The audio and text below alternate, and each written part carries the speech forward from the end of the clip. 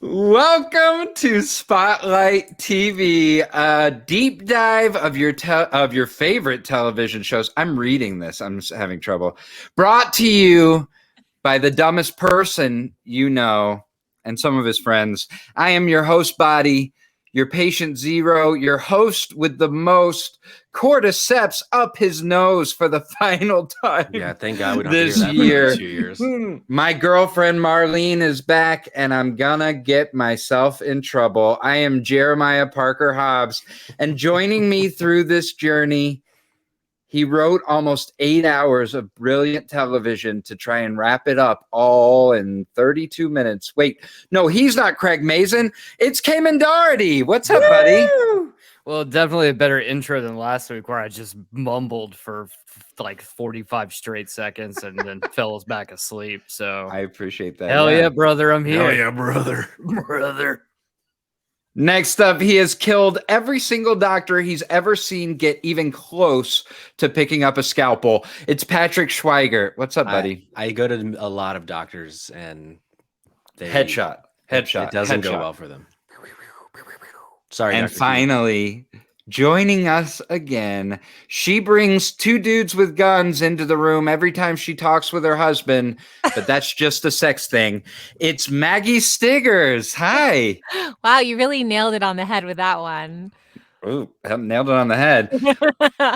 Welcome back, Maggie. I'm so glad to have you. Please rate and review this podcast on your podcast app of choice and email us about what you are watching at spotlighttvpod@gmail.com. A list of what we are watching, the four of us: Mandalorian, Abbott Elementary, MH370, The Plane That Disappeared. That's the Malaysian flight documentary on Netflix. Not Dead Yet, Under the Banner of Heaven, History of the World Part 2. Just a small segment of the TV that we are watching right now. Please feel free to email us any theories you have, any exciting details that you have discovered. We'd love to pod about them. We're here for the finale episode of The Last of Us here on Spotlight TV. It was called Look for the Light, Season 1, Episode 9. Written by Craig Mazin and Neil Druckmann. Ever fucking heard of them? Directed by Ali Abbasi again. Just the recap of this episode is gutting. Yes. I don't like it. And I'd like to just say that there's going to be a running total, and if people in the chat want to kind of keep an eye on how often I say the phrase, I do not like this, it's going to happen a lot. It's in my notes. I'm going to say it more than I have it in my notes. So if we need to keep a running tally, we can try and scoop that into an Instagram reel here at the end. We open on a pregnant woman running from an infected. This is how we get our Ellie birth. And that woman is Ashley Johnson. Friend of the pod. Queen. Yeah, good friend of ours. Really? That's right. The actress? No. Oh. I wish. I did. I was like this close to her once. I recognized her and I couldn't figure out from what. So she was. Did you ever, when we were children, did you watch Growing Pains? Yeah. She was the child, the young girl from I Growing don't Pains. know that I would have like associated that. Though. Also was on a show on NBC for a while, but the name is escaping me right now. It was like a murdery mystery type show. I'll look it up in a second. She was at the yeah, she's amazing. Let me see. So good. Quick that show is called question. Blind Spot. Yeah, Blind Spot. Quick question, guys. So Ashley Johnson and Bella Ramsey, they look like mother-daughter. They do. Do you think, like, obviously, like, Ashley Johnson is not a character, like, that's not an actor I think that was going to be in this show outside of the fact that, like, she was the voice of Ellie in the game. But, like, do you think that they cast Bella Ramsey being like, you look so much like, we already knew beforehand what we wanted to do? Or do you think this was like, wow, you guys look so much alike, let's do this? Well, I think my read on it is that, like, Ellie is so much of Ashley Johnson. Mm-hmm. And they've talked about that a lot. Like a lot of things about Ellie, like her love of space came from Ashley. And like, there's just a lot of Ashleyisms within the character.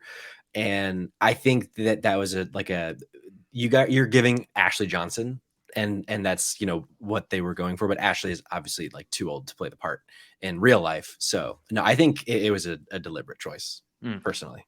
I love this podcast because I learned so much shit. Like I had no idea that actress was the girl who voiced it in the game. Yeah. Mm-hmm. It was so trippy at the beginning when she's like running down and she's like grunting and like making all these noises because she doesn't affect her voice at all to be Ellie. It's just how she sounds.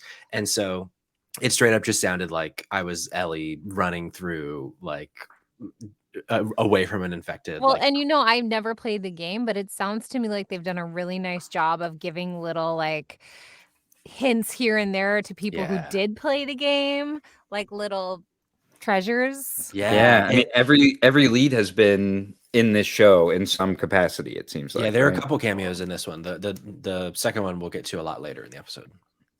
I will say Ashley Johnson for me is the woman that Captain America saves in the first Avengers movie. Oh yeah, she is the waitress who gets saved, and at the end of the movie says, "He is my personal hero," and she's great in that little spot as well. As far as casting goes, Kamen, I think Maggie could probably speak on it better than any of us could, but I would say that that. When they went to cast Bella Ramsey, I guarantee you they had some sense of we want an Ashley Johnson in this part type. Like we want somebody who's going to represent that video game character, right? So we want somebody who's going to look the part. And I'm sure Bella Ramsey fit that part in a lot of ways. Now, different casting directors value different things, and some value the acting over the look and some value the look over the acting. But I think I am positive that had something to do with it, right? That she looks like her daughter. Strike gold and it's both. Yeah, what would you say, Maggie? Yeah. I would say my personal opinion is that they cared most about the acting, just because Bella, or what is her real name? Yeah, Bella. Yeah, Bella Ramsey. Yeah, Bella Ramsey. She is such an amazing actress, and more than anything else, I mean, she's not like a drop dead gorgeous, like, you know, leading lady or something like that. But I think she just fit well into the type. I wondered if she even auditioned. I mean, she has such an incredible resume. I bet they just offered it to her. Sure. She had to have been like talked to, something. Yeah, I'm sure they had like screen tests with Pedro, who it seems to have even had to go through some sense of an interview process, whether it was, I don't think it was an audition, but I've heard him talk about getting the part. It's kind of an infamous ambient story now that he tells about how he met with the director, he met with Craig Mazin, and then they wanted him to meet with Neil Druckmann. He was in England. It was really late for him. He took an Ambien after he talked to Neil Druckmann, thinking that nobody would call. And after he was asleep, he got the call saying that he got the part. So he said he woke up the next morning and didn't remember that he had that phone call. So he was like, he spent a lot of the morning being like, man, I hope I get the part. I'm really looking forward to getting this part. I really hope I get the part. He's so fucking cute, man. So cute. And Liz in the chat actually says that Bella sent in an audition tape and then was immediately offered the role. And I get it. I actually trust that. Yeah. Yeah. Look at that's her awesome. Info. Hey, Liz. That's awesome. Ashley Johnson, friend of the pod, of course, and original Ellie, runs into the house announcing herself. She runs into a room, keeps that door locked for a minute, the infected gets in anyway, tries to kill her. She kills the infected, has the baby relatively easy. I think when there's other trauma happening in the room, that baby just kind of slips straight out, and then gets just this one moment with her baby as she realizes that she's infected. And this is the first time in the notes that I write, I do not like this. Yeah.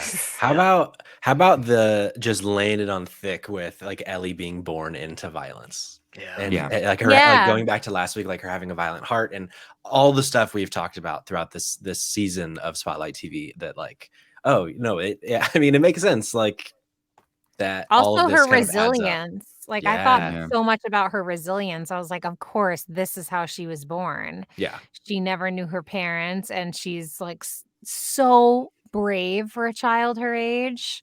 Yeah. And it kind of just all started to make sense. Yeah, for sure. It's worth pointing out this is not in the game either. This whole segment that Okay. we are in, none of this actually takes place in the game. So Yeah. we never know why Ellie is immune. They kind of tease like this could potentially be the reason. Right. But this does not take place in the game. So this whole sequence were just like, for me, sitting there being like, oh Yeah. shit, wow, okay. And then it's just, man, this whole episode felt like it was just, I was a literal punching bag for Neil Druckmann and Craig Mazin for just them being like, oh, you think you got, one more time, just fucking just one after another, punch until They know. a They heap do. on the floor. Mhm. I love the quote. Yeah, you tell him. You fucking tell him, Ellie. And that baby's crying. Yeah, me too. And I forget the exact line. I didn't write it down. She's like, "Oh, you're so tough." Like You're so tough. something like that. I was like, "Oh, Yeah. This is the second time in my notes I write, I do not like this. That is just, by the way, one note apart. Just in between a quote. I watched the credits again. I've been skipping through them. They're just fucking gross. Like if I really tune into it, on the finale really though, you gotta grosses watch me it on out. the finale. You gotta watch it. Yeah, I agree. I didn't. Hey, it's okay. You don't have to, but you gotta. It's a boring credits to me. Really, It's not HBO's best. I'll say Yeah, that. no. I just but it feel does like use the original music from the game, right? It does, yeah. I This never whole played show, the game like, though. oh, So sure, yeah. to me, I'm like, why'd they choose this song? It's boring. How dare you? Sorry. No, it's okay.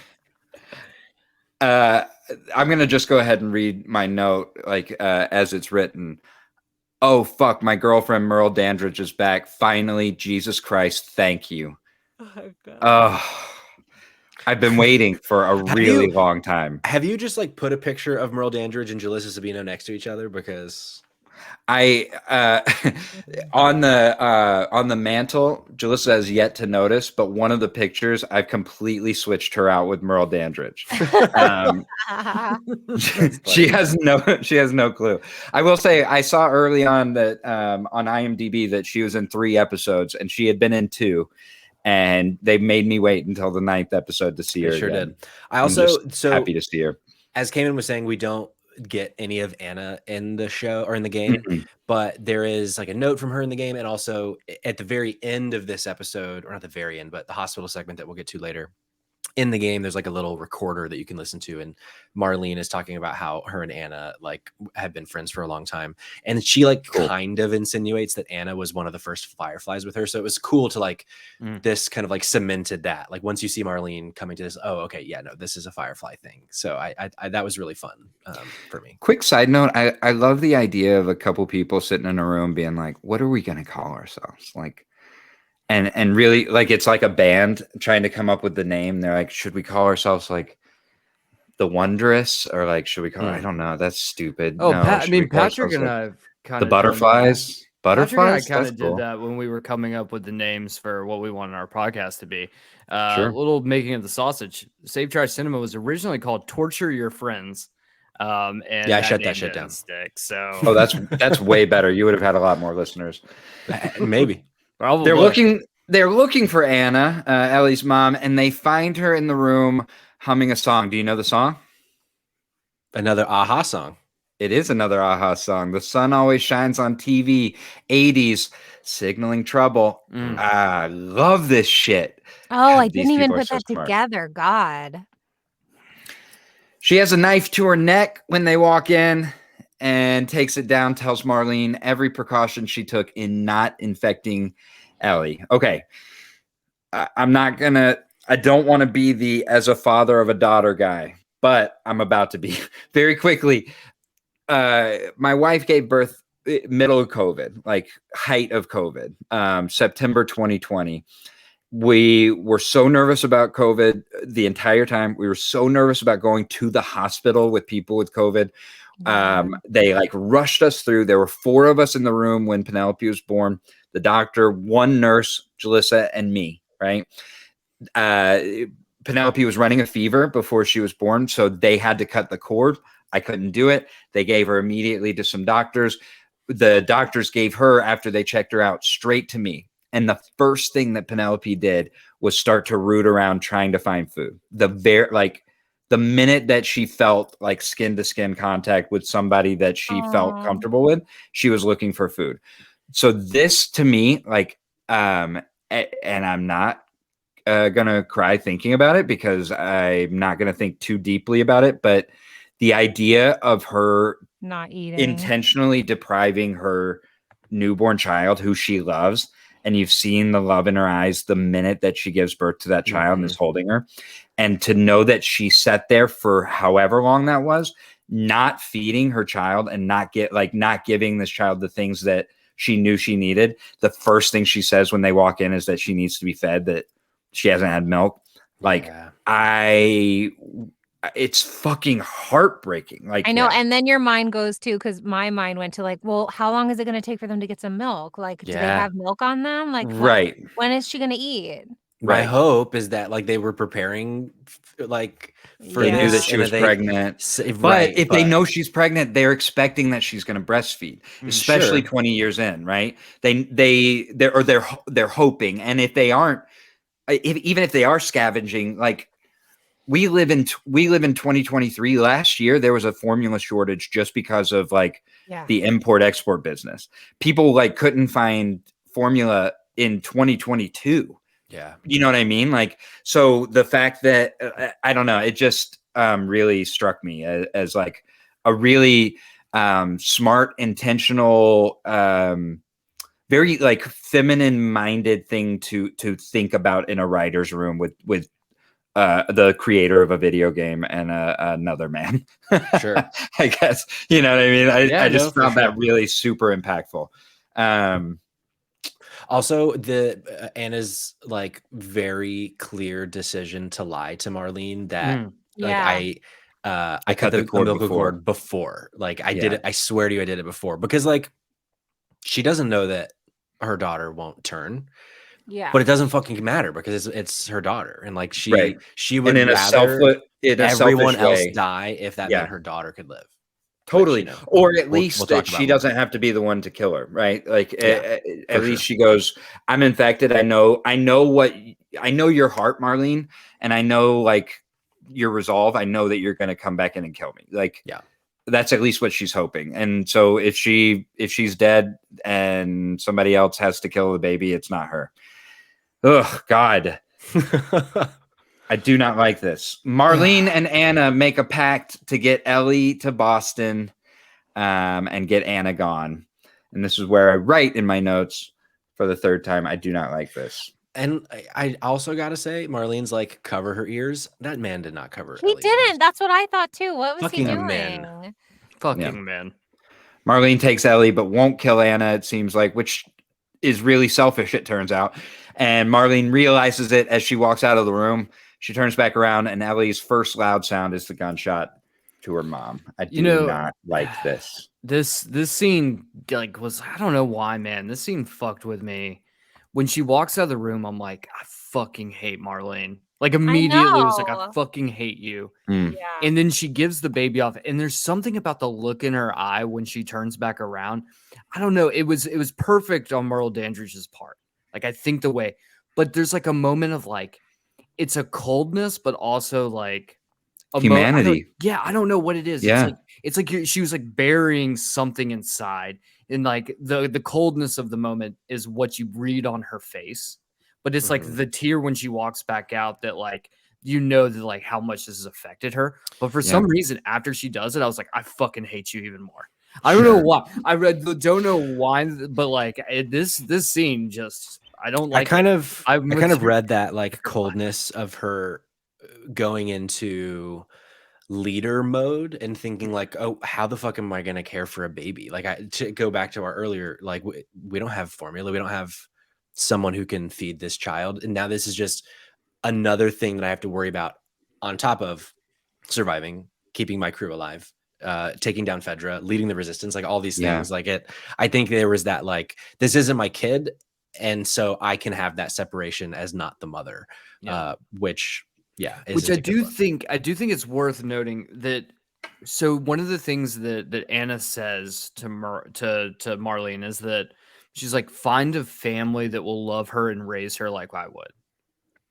And then if you think back to episode 7, where does Ellie grow up? Inside of a fucking Fedra orphanage. I know. I thought the same And I exact just- As an thing. orphan, right? I It's was like, just- why isn't this woman giving her more love? Like this was her friend. I was just- And I so think Yeah. glad. that's the big lie, right? I think that's the lie that Marlene tells, is that she will do what Anna asks, but she's not. She doesn't have the time. I mean, Patrick, you just said it. Like, there are 5 things on her plate that to her right now are more important. And if Ellie is like, if the cord was cut, that's the thing too, is that if Anna had been like, please take care of this baby, please shoot me before you shoot the baby, whatever, like, please take care of this baby and see if it stays alive because I cut that cord after. Sure. This whole thing could be totally different and have ended years ago, right? But it also made both me of them think give a of lie the thing where they scan their ears. Like, wouldn't they Yeah. have scanned her from the very beginning? Like, she would have Probably. been scanned for Yeah. sure at some point. And You would think so. I guess like- so, but maybe they didn't have that technology 14 years ago or something, you know. I don't know. Maybe. I'm playing devil's advocate. Well, Yeah. I do think this, not to answer that question, but to go to your point, Jeremiah, I also think the empathetic side of me thinks that Marlene put her in the orphanage because she also didn't want to put herself in a position to love and be a mother. Sure. Because you see what it does to people. Like, we see how fucking broken Joel is and by losing a kid. And so, like, having to be that parental role in this world is just another liability, because that's a just good point. another thing to lose, essentially.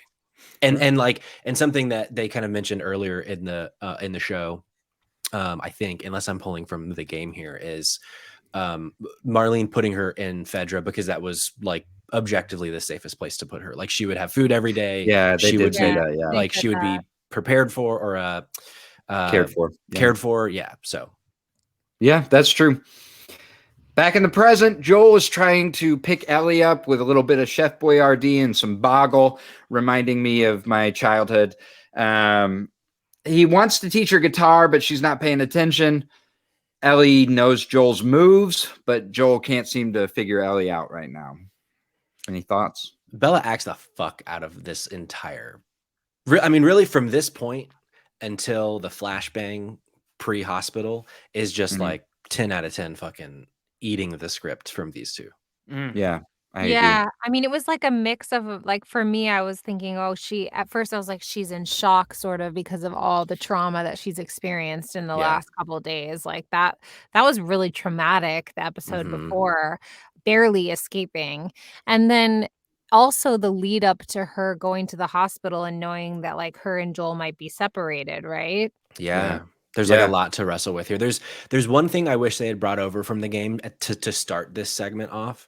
In the game, after we cut from her hacking David at the end of last episode, it cuts like an over the shoulder of Ellie looking at, because they're like outside of a zoo in Salt Lake City, and there's like an image of a deer. And so, like, as the player, that's like the reason that she kind of is, you assume the reason that she's kind of in this like broken state right now in this exact moment, because it's been months since that happened, is she saw the deer, she remembered shooting the deer, meeting David, and everything else that then happens. Yeah. And I wonder if having that there would have made it just like a tiny bit more clear, but I think it also was probably clear enough. I was curious watching it. It felt like it was another time jump. I mean, like a fairly significant one. And that's why the shock part of it, when I first thought shock, I was like, yeah, but like everything's blooming, like the snow is gone. So they've either traveled super far south or the time has changed, right? So That's in the true. game, it's split up by chapters. So the last episode would have been winter, and so when we cut to where they are in Salt Lake City, it is now spring. Okay, so it is a jump. Yeah. So there's a jump. So for But me, she I is guess just kind of dissociated. In a lot of Yeah. ways. so. I think it's interesting. I think you could look at it two ways. You could look at it from the angle of like, hey, she's still processing the trauma from the previous episode, or the way I was reading it was like, this is a moment like they are at their destination. They just have to make it there now. Like They're they're close, here. They're in yeah. the city, and it's Mm. the realization of Ellie being like, this is the end of we've gone through so much together. Yeah. Like this Yeah. is Right. it. Like this is the final, and like her disassociating herself from Joel and from the world, being like, we're almost there. Like what the fuck. And Yeah. so that's how I personally read it. She's but I just as definitely can see how you can quiet. see both ways. Yeah. Yeah, she's as quiet as I get every time I get a vasectomy. We get the quote. You don't know what he's gonna say next, guys. No, You yeah. We get never the know. quote. Come on, I'll give you a boost. Triangle. So this is like, I think one of the most affecting parts of the game in a weird way, Yeah. because as we've talked about way back in the season, the triangle for boost is something that you do 2 dozen, 3 dozen times throughout the game. Is like, oh, there's an obstacle, I'm going to boost up Ellie. And this is the first time that you go there and you Oh, press cool. triangle and she doesn't come. Mhm. And then you Oh, and there's like cool. a little animation. Then Joel kind of like exits the animation. He's like, hey, like, did you hear me? Like, what's up? And that's when Joel starts to realize like something is a bit off right now with Ellie. Yeah. She's not being herself. And I do still think that came across here, but it's just one of those things you can't quite translate from a game because you're the one in control. But yeah, I'm glad that they were able to do, I think, as much justice to that specific. Where do you moment as play they this could. game? Because I want to play this game now. PlayStation. PlayStation. Okay. Yeah. I think that I'm selfishly just the most happy because that's been our sign off this entire time. Yeah. And it And they actually said paid the off in the word finale. boost. Yeah. I know. It I makes also- me really happy. We kind of mentioned it, but like with the Chef Boyardee and like Pedro does such a good job, I think, of showing Joel's growth and how much he loves Ellie. And, Yes. and how much, like how in tune with her he is now, like with the boost thing, being able to like looking over and checking in and be like, hey, like, did you hear me? And she's like, oh yeah, no, I'm sorry. And he's like, no, like, it's okay. Like Yeah, it's he's not okay getting that- as annoyed anymore. Yeah, like, he's not where mad. she's Yeah. running up and like he's Oh. like, oh, I'm just happy she's smiling, and like the Yeah. giraffes honestly were my favorite part of the whole episode. I thought, Yes, wow, me too. how Beautiful. cool. What a beautiful moment. Yeah, because I didn't even think about, of course they would have escaped the zoos and just be living, Yeah. out in the wild. But there was that moment when she was feeding the giraffe, and I was just watching him, and the acting was so beautiful because the way he was looking at her, I thought he was going to be like, listen, I want to adopt you or something. Like I thought there was going to be like some type of moment there. With the exact same makeup and hair, he looked 10 years younger just in the facial expressions he was Being giving her. happy. Like, Yeah. just being happy. Like he Mhm. was so grizzled early on, and you like she makes him like a younger like person. It's really beautiful. It's in this Yeah. moment I actually text Patrick just 3 crying emojis. Patrick, he messaged me back like an hour and a half later and was like, sorry, I just saw this. He's like, but I know the exact moment you're talking about. He's like, in the Yeah. timestamp checks. Because this is like a really, like, I think, like, obviously there's a lot of emotional moments that happen in the game, but like, I don't know, for me, when this happened, the first time I played the game especially, and honestly, every time I play The Last of Us, Mm, it's this scene in particular that always gets me. Yeah. yeah. It's just, I don't know what it is about it. It's just like something beautiful about this moment. It just really Well, resonates. It's such a stark contrast to what we just went through. Yeah. That's fair. Ellie like almost being captured and like all the bad things that you can fill in the blank of what David was probably going to do. And then we Yeah. get this just like genuine, beautiful moment of nature and her feeding a giraffe and like getting to be a kid for like 10 seconds, like an actual kid. And that like joy and laughter of like a giraffe licking your hand. And Well, because and I Y'all that's, you think that giraffe was real? oh, definitely was Yeah, I do. Yeah. 100%. Like no, a real it's- giraffe? Yeah. They Yeah. used a real giraffe? Yeah, Yeah. they went to a zoo in Vancouver and built a little blue stage around him. And then, so everything else is CG except I think the plants, but that is a real giraffe. His name is Naboo. That's so cool. That's so cool. Just to like kind of piggyback off that real quickly, is that I felt like that moment was sort of foreshadowed by at the end of the recap. I love that it ended with him being like, I've got you, baby girl. Cause I was like, Yeah, oh, yeah. okay. So like there's gonna be that. We're here. Oh, yeah. You know, the more I sit and think on it, and the more as we like progress into this episode, and like Joel, like a lot of the decisions he makes in the next like 20 minutes. If you like, for me, like looking at this, like, because you see like all of the animals have broken out of the zoo, and it's not just like we have like one single adult giraffe, but there's babies, right? Yeah. And like Yeah. it's a moment too where They're you're thriving. like, where it's like nature heals itself. Like Yeah. it will heal itself over time. We will heal over time. You Yeah. have Joel and Ellie, like Joel's happy again. You know, he has Ellie now. Like nature is healing, time is healing. And this becomes like a reoccurring thing in the next scene where we talk about like, is it time? And it's like, no, it's like this is just what we need is to be together. Yeah. And like looking back on it, and like a lot of what comes in after is very ambivalent of what we see right here in this moment of like, we're better together, we can heal together kind of thing for me.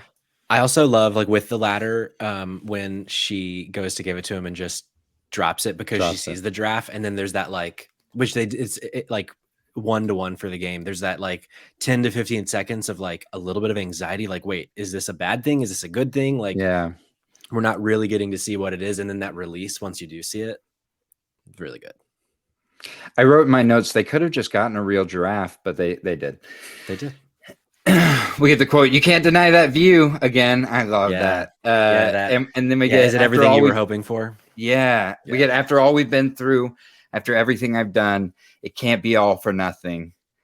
And then my favorite line of this whole thing, she says, "I'll follow you anywhere you go, but there's no halfway with this. We finish what we started."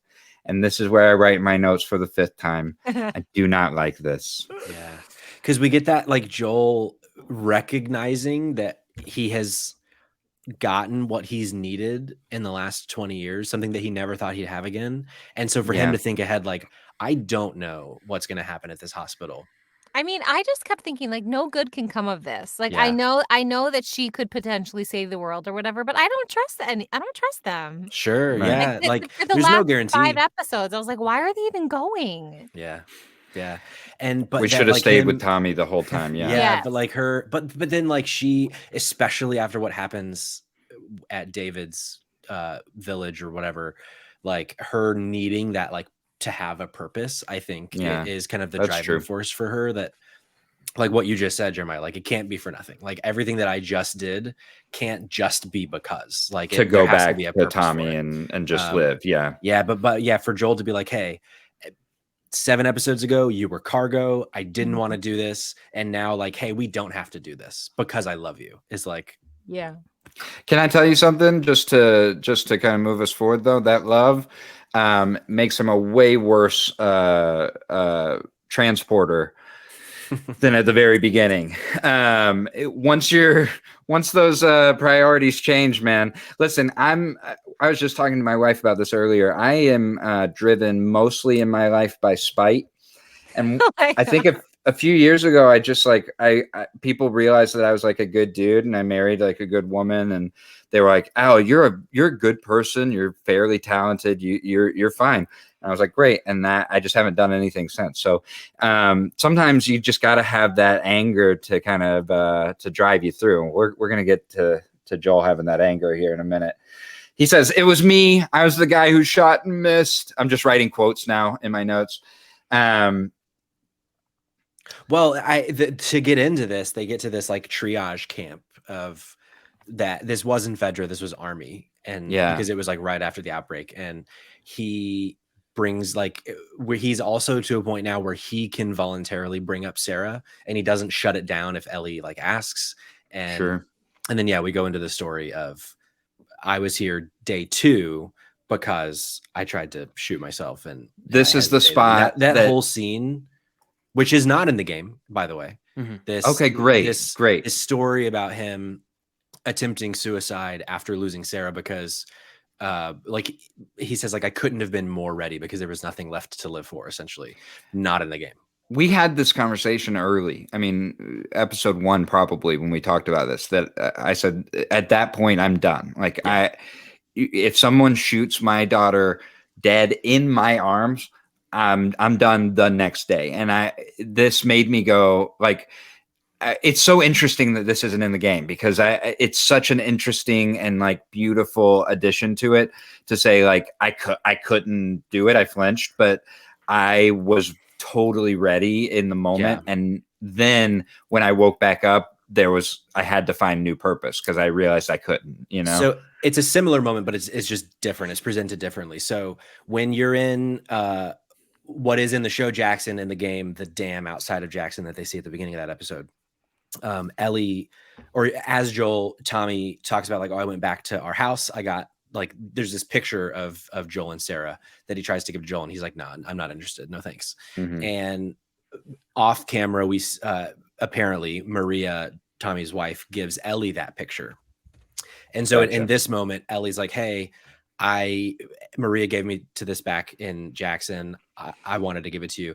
And he like accepts it. And he's like, because now that he's kind of like healed a little bit, he's willing to open up about Sarah. And like, there's a really good line. He's like, I guess no matter how hard you try, you can't escape your past, and like thanks her and puts the photo away. And like, okay, we've seen that growth now. Like he's willing to kind of talk about Sarah again and like move on. So same beat of Joel is now at a place where he can be vulnerable with Ellie, but I think the show did it so much better than the game. I like, especially when he says that line. He says it wasn't time that did it, and it's just silence, just silence between the two of them, and just watching him like hold back the tears. Yeah.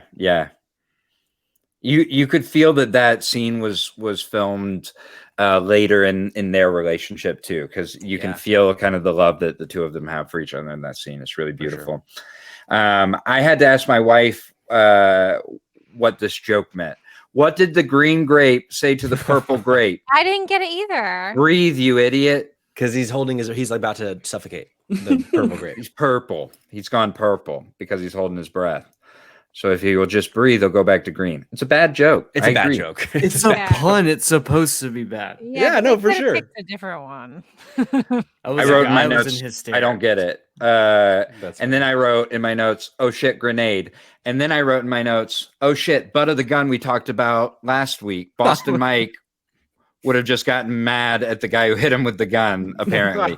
Boston Mike last episode decided that he will not get knocked out by someone hitting him with the butt of a gun. That's impossible for him. Off air, the two of us discussed us trying this out. So I'm great. actually supposed to get a gun. He's not legally allowed to own guns.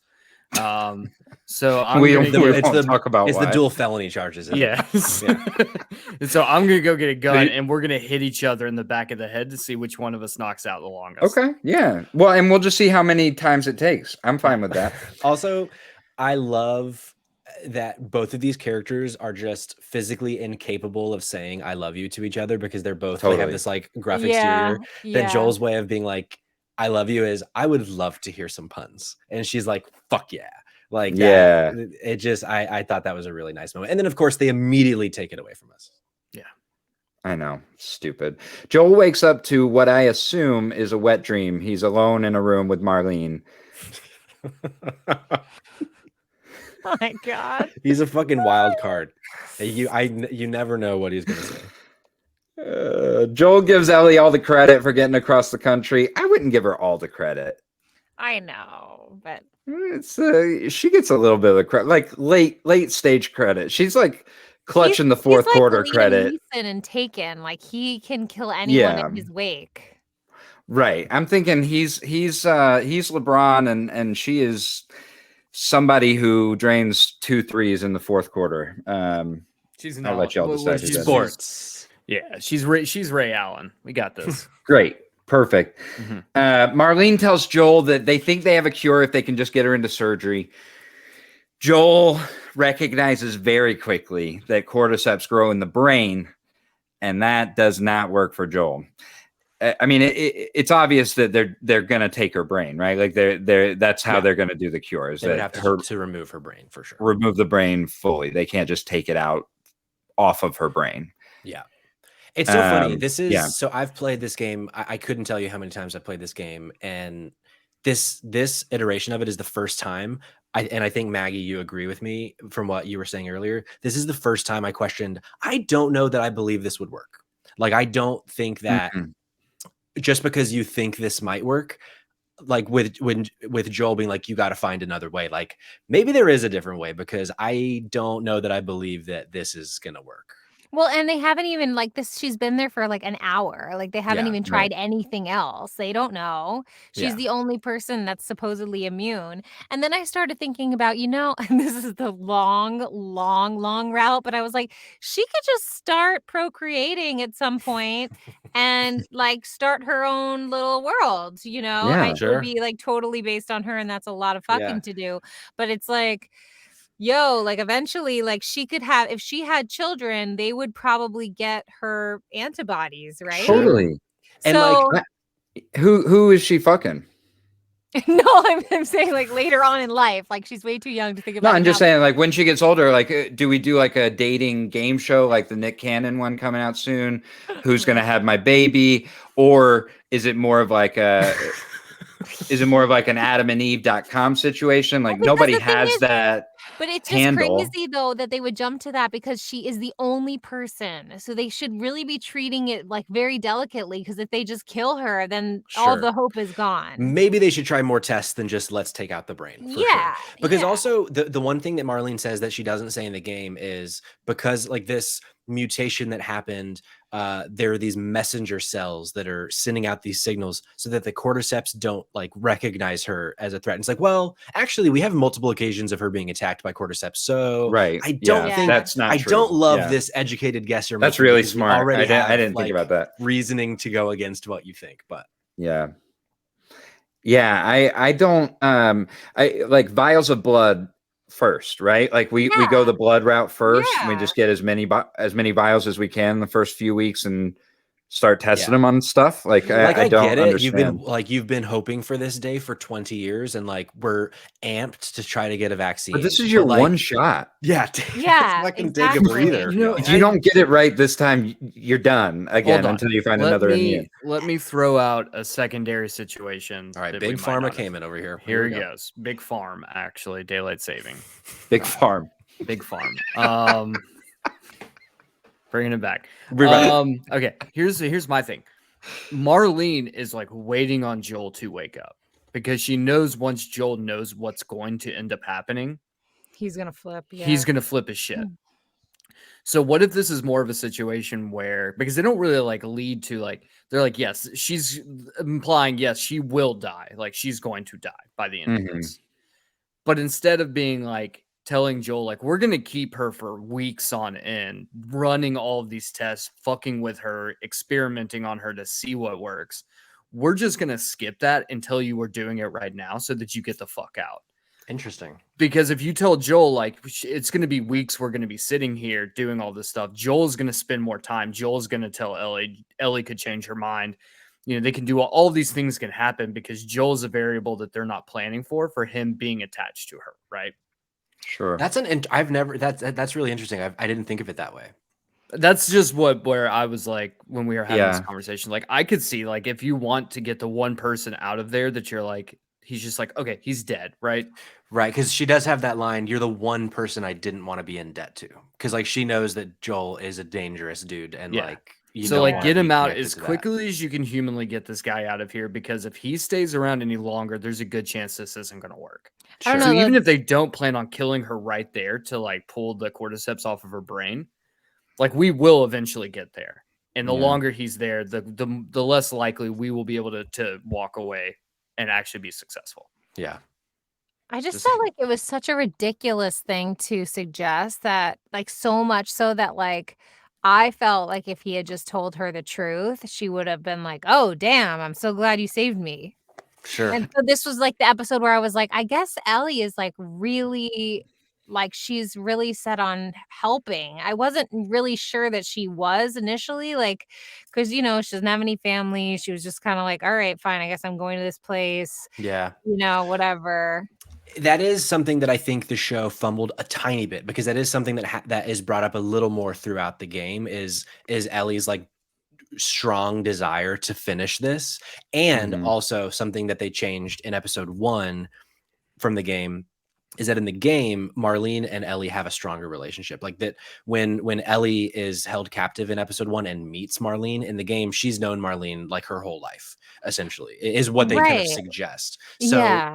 So there would be in the game, there's a lot more of a driving force behind Ellie because there is more of a past with Marlene. Whereas in this, she cares about Marlene because now she knows that like at the end of that scene in episode 1, she understands that Marlene put her here and like has been kind of watching her from a distance, but there hasn't been a lot of dialogue. And it's something we kind of talked a little bit about last episode, that like dialogue throughout with the parts that you're playing that kind of fill in backstories and intentions and desires, that because we're always jumping from one big thing to the next in the show, that those kinds of little things I think we missed a little bit, Maggie. Let me posit something to you. How about this?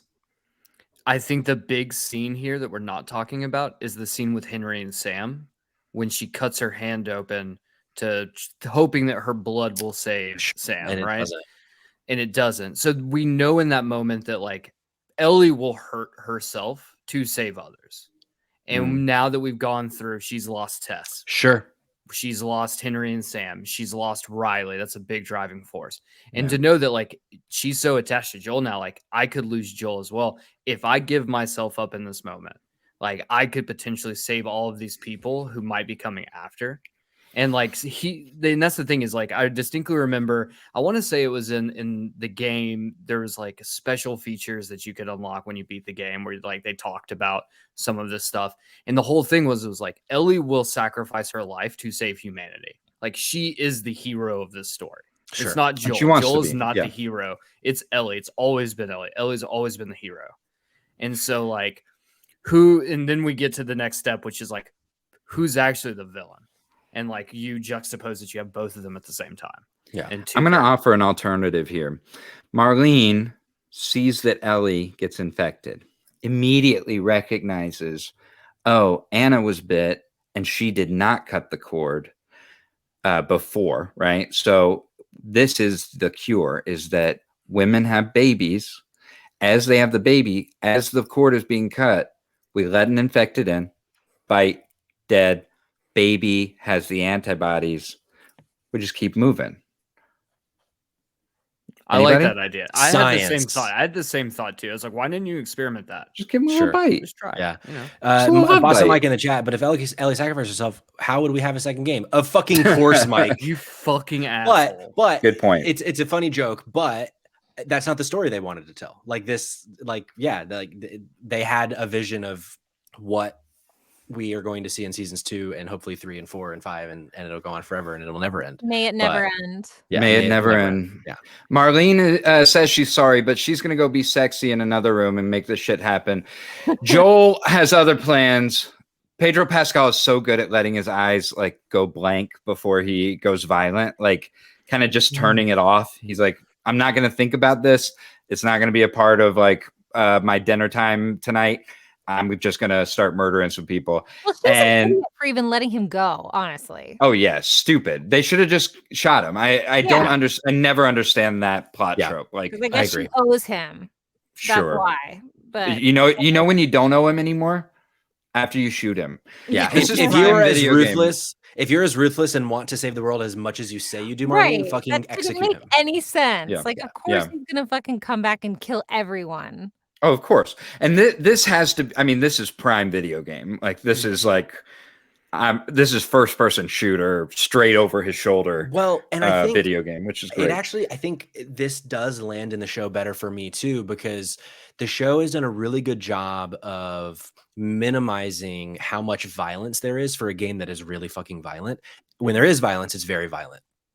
But like in the game at this point, you've killed an unnumbered amount of bad humans, infected, and like everything in between. Although I guess there's not much in between than those two things. But so now, like in the show, there's really not been much. So to see him kill all of these people, I think for me, it kind of that switch of Joel deciding and dissociating, as you said, Jeremiah, of like, now I have to save her because I can't go through this again, I think landed a little bit better in the show than in the game. Just yeah. from the given circumstance of we've not seen hundreds and hundreds of things die in the show. I also think it's really important too. Something we've always touched on throughout this whole series of us recording has been that like Joel just keeps making stupid mistakes and he's not as sharp. He's not as quick as he was and all this stuff. And now in this moment when Joel flips the switch, this dude is an absolute terror. Because he has something to fight for now. He does. You're absolutely right. He did not give a shit if Ellie and him made it. He did not give a flying fuck. He wanted to make it out to Jackson if he could, but if he dies along the way, who gives a flying shit? Now he's like, I have something to fight for. And it's like, there's that moment where the light bulbs tighten. It's not flickering anymore. It is fully turned on. And he goes like full blown fucking Rambo.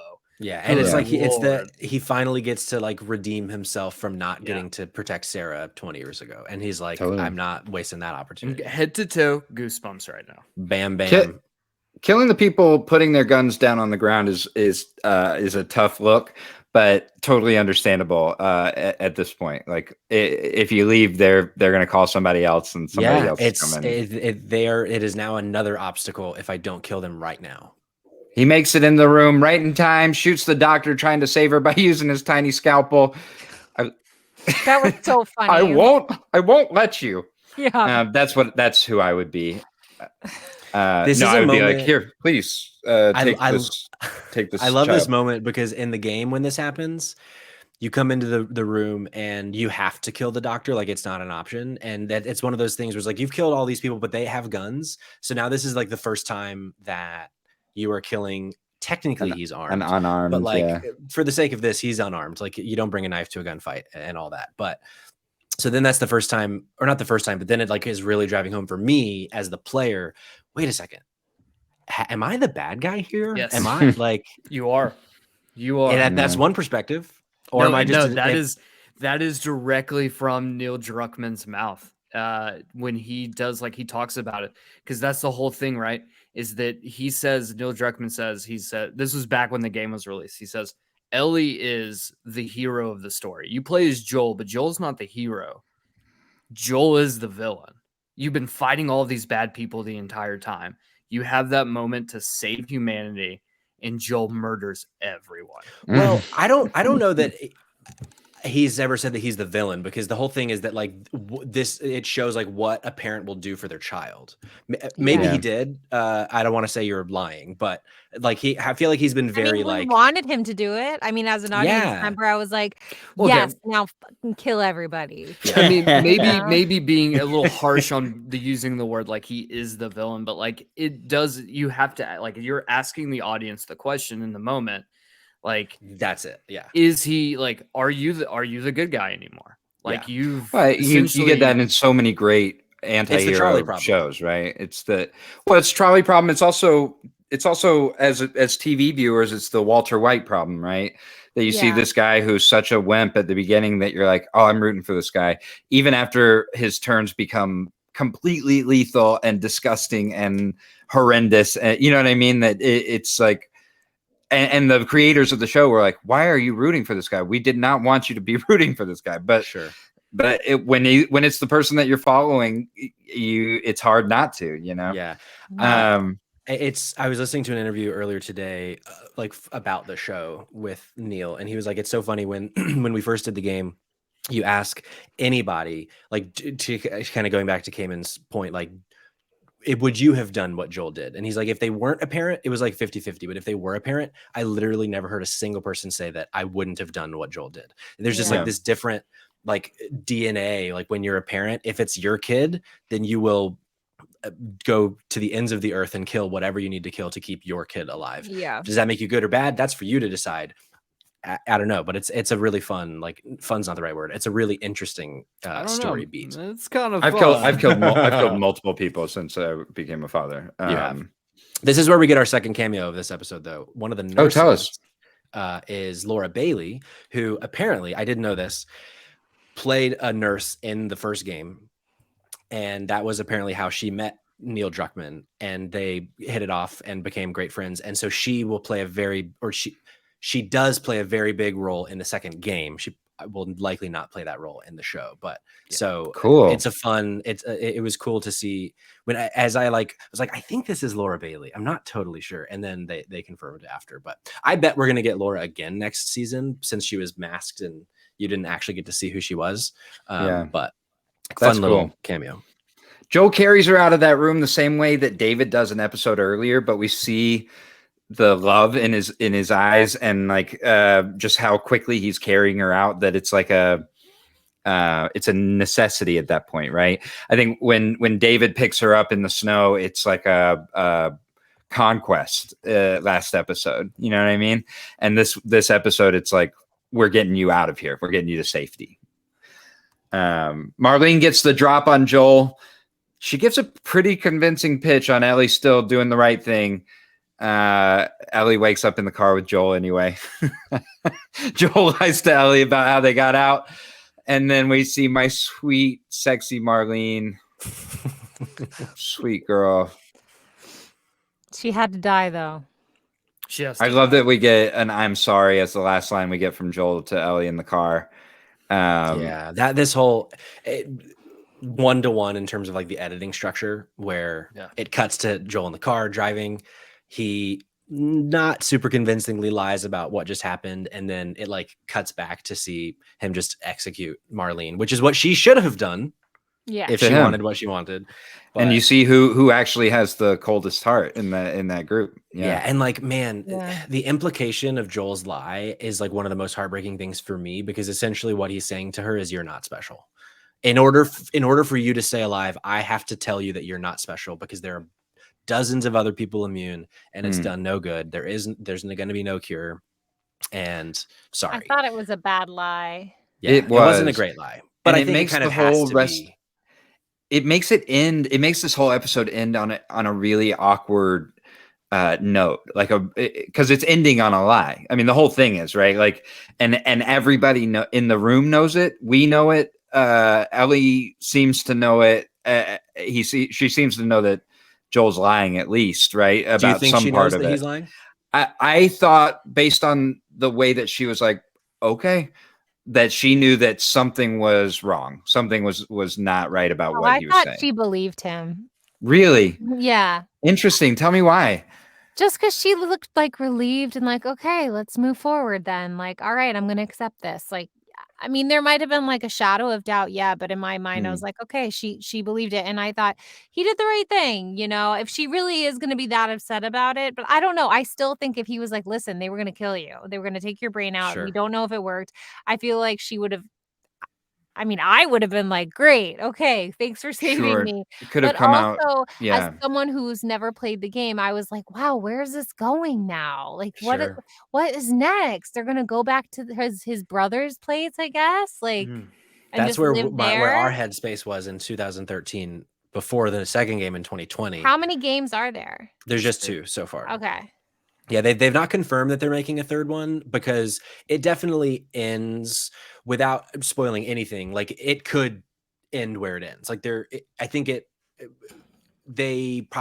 same thing with the first one. They made it not necessarily knowing that there will be a next game, but there is more story to tell. And I think that's kind of probably the same way they did the second story.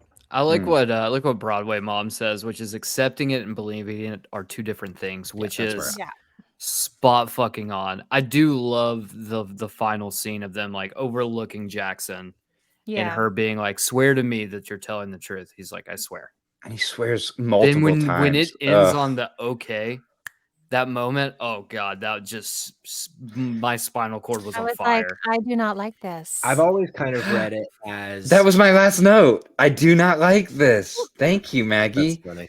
I've always read that moment as she is choosing to believe him because she loves him, but that doesn't mean that she will always believe him. Like, that's accepting it then. We're good. Yeah, right. Exactly. That's accepting it, but not believing it. So because if you choose to believe it, it's not believing it. Yeah. Right. God, who are you, Broadway Mom? We love you so much. Thank you for tuning in. I also, like, leading up to this, we kind of skipped to this. We get again like that Joel does like another callback where like, oh, it's only a 5-mile hike. Remember, like that he's like putting in such an effort to be like fun dad with her, Mhm. and then is now like opening up a bunch about Sarah, talking about how much Yeah. they would have been good friends, and that talks about how funny Ellie is and how Sarah would have loved that. And it's just like, and as the player knowing like the conversation that she's about to confront him about the lie is like, man, what if she doesn't though? What if we're all happy and we go forward and nothing else happens? It was so uncomfortable because you could feel him overcompensating for his lie, like him that's why that conversation felt so uncomfortable to me about you and Sarah would have been friends. He was just kind of talking because he knew that he didn't want to talk about what happened. Like you can feel that he's trying to like divert the subject, and he's doing that thing that we've all done when we lie to someone, when we lie to our parents or to a loved one or whatever, and then suddenly you're just like, what are you doing? Like, what's happening? Tell me what's going on with your life. You know what I mean? You just start talking, and it feels like you're lying. Like I felt Pedro Pascal lying in that scene. When he goes into that, like he and Ellie interrupts him to say like, swear to me, when she asks him the question, and we get that heartbreaking, like, which is fun. Like this is the first time in the game that we actually learn who Riley is, because the Left Behind episode comes late, like after this point in the like release order. But the Riley episode.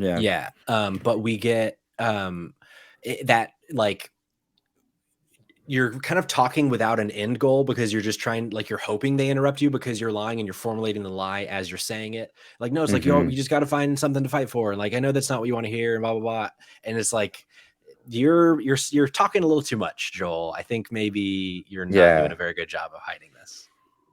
I love this. It's going to be the most painful 2 years. I know. Oh my God. In between 2 years. I mean, probably at this point, like I feel like with HBO shows, like it's gotten to a point where things are like, it's probably not going to be next year. I hope it's next year, but At least we'll have House of Dragon like in between.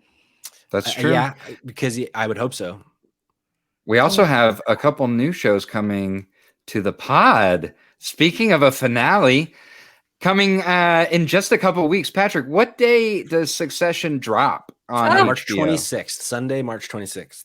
Oh, this that is going to be means so good too. We're going to have some Succession pods coming your way the week of the 26th of March. If you didn't listen to last episode, my dumbass recorded an episode of a deep dive of the first 3 episodes of Daisy Jones and the Six that never actually recorded, which just wound up being 2 friends talking about television, which is just fucking pointless. So we're coming in with a mid-season check-in this week of Daisy Jones and the Six. That show is fucking great, guys. Good if you're not watching it. I keep seeing people. Amazon Prime. Okay. And the first 6 episodes are out. Okay. Question for you, guys. Are we still talking Last of Us, or are we wrapping up? Let's talk. I'm down to talk about whatever you want to talk about. I just have one question. Do you have anything to say about the Silicon Valley Bank situation? I can talk all day about that. No, I don't want to hear your opinions. But he might get in trouble. Fair. So there's been a lot of backlash. If Mike is still in the chat, we talked about it a little bit in the last episode about the kind of lack of infected. Something that I thought about in between last episode and this episode was in episode 2, there was such a huge emphasis, and it was a change from the game, on this fungal network. The cordyceps can speak to each other. You step on one, you'll wake up a dozen a mile away. Literally never spoken of again the rest of the season. We don't see anything about the fungal network. Yeah. Did that surprise you? Like that we didn't, something that seemed so huge so early was just never addressed for the rest of the season. Like I reflecting back on it, I'm a little surprised. And I wonder if it's just because it didn't fit anywhere, and we'll see a lot more of it in the next few seasons. But yeah, I heard that there was that actually, because it was 2 years between Last of Us seasons, they're actually doing a prequel called The Fungal Network coming out next year, 2024, starring on HBO. Jesse Eisenberg and Andrew. Jesse Eisenberg will play one of the characters, but it's these newly dead people trying to figure out how they belong in the network itself. Yeah. I'll speak for myself when I say that I don't mind it, honestly. Yeah, Like it didn't I bother don't me. I don't mind it. And I think the big reason I don't mind it is because I feel like if they were to put a bigger emphasis on action, then you're taking time away from all of the human moments that we get. And it feels more rushed. And it feels also, I feel like it also turns this show into almost a completely different genre. Like this is much more. It's more The Walking of Dead a, then. Yeah, this is, you're much. And I feel like that was something that it definitely felt like they were trying to avoid being The Walking Dead again. By They doing skewed something way closer to the leftovers than they did The Walking Yeah. Dead in this episode, And I or in this honestly, season, rather. yeah, and I definitely I know that the next 2 seasons, we know we've got confirmation there's going to be 2 more seasons. That's going to be much more. I feel like they're going to ramp up the amount of action in those 2 seasons because I feel like they're going to have more space to breathe to be able to do that. They're But going to I be given more definitely- money to do it too. True. Yeah, they are. The budget for And I season 2 definitely- is going to be absurd. I definitely feel like for season 1, for if you're doing part 1, I feel like this was the perfect way to do it. I know that the world's dangerous. I know that we have infected, and there's some things that might be dropped off, like the fungal network. But I definitely don't feel like, I feel like I would probably be a little bit more I would still have enjoyed it, but I do feel like you're going to have normies or people who didn't play the game or aren't as connected like Patrick and I are to the game. Or we're going to be more, so the conversation was probably going to be less of wow, all of these people in this world that they've built and all this stuff. It would have been more wow, this is a fungus version of The Walking Dead. And they avoided that entirely. That was they went down the Game of Thrones route, right? That they go, this is a place that has dragons and giants and White Walkers up in the north, but that's the backdrop for these beautiful scenes with people talking in big rooms, and especially season 1 did that, and then they got the budget, like I said, and they went in for all of the dragons and stuff later. So we just hope it doesn't fall off that way. Hey, I've really enjoyed talking about The Last of Us with you guys. Thanks for Kamen, Patrick. Thanks for hopping on with me for every episode. While Patrick was sick that one week, we almost shot him in the face, but we realized it wasn't cordyceps. So, and Maggie, thanks for coming back for the finale. Of course, my last and final thought is, how the hell is she going to get more clothes? I just wish he had grabbed her clothes, Sure. I'm where is she going to get new clothes? Yeah. The Victoria's Secret at the mall. That's true. Yeah. Hey, Maggie, where can people find you? Oh, Instagram if you care, Maggie Stiggers. Boom. Hey, you have a script that's being read somewhere, don't you? Oh yeah, I have actually a couple things coming up, which I'm excited about. Going to the Austin Comedy Film Festival at the end of the month, with my just really heartfelt, touching script, Fart the Musical. And then my pilot, The Reenactors, is being read. It's getting a table read at the Women's Comedy Film Festival here in Atlanta on the 19th. And then on April 11th, Fart the Musical is coming to the Georgia Comedy Film Festival. So lots to look forward to. Kamen, you're not allowed to see it unless you pay to go. Kamen, where can people find you? You can find me at the Dumpster Boy on Twitter. Finally, he got it. I finally got it. Apparently, no one wanted that name. But you can follow our other podcast, Save Trash Cinema. You can find that on all socials at Save Trash Cinema. Unfortunately, this week when you're hearing this episode, guess what? This is the same episode we're releasing on Save Trash Cinema. I was too sick to record last week, but don't worry. For St. Paddy's Day, we will be releasing Leprechaun 2. We're doing our drunk cast over Leprechaun. And then the following week, we have an interview with the absolutely ludicrous director, Joe Badon. So you definitely want to check that out, because I'm just assuming that interview is going to go so fucking off rails. It's going to be great. So excited for that one. Well, for those of you in the live chat right now, you're already in the right place. Spotlight Games Pod, or twitch.tv/Spotlight Games Pod. I fumbled that. If you like video games, if you like talking about The Last of Us and things like that, Spotlight Games Pod on Instagram and TikTok, and Spot Games Pod on Twitter. We release Thursday episodes every Thursday, and we are live every Tuesday. I'm really just I think You're I need phoning to go it have a in. snack. I think you I'm nailed phoning that. it in. Come on back for Succession season 4, the final season of Succession. As we talk through that, come back later this week on Thursday for a Daisy Jones mid-season check-in.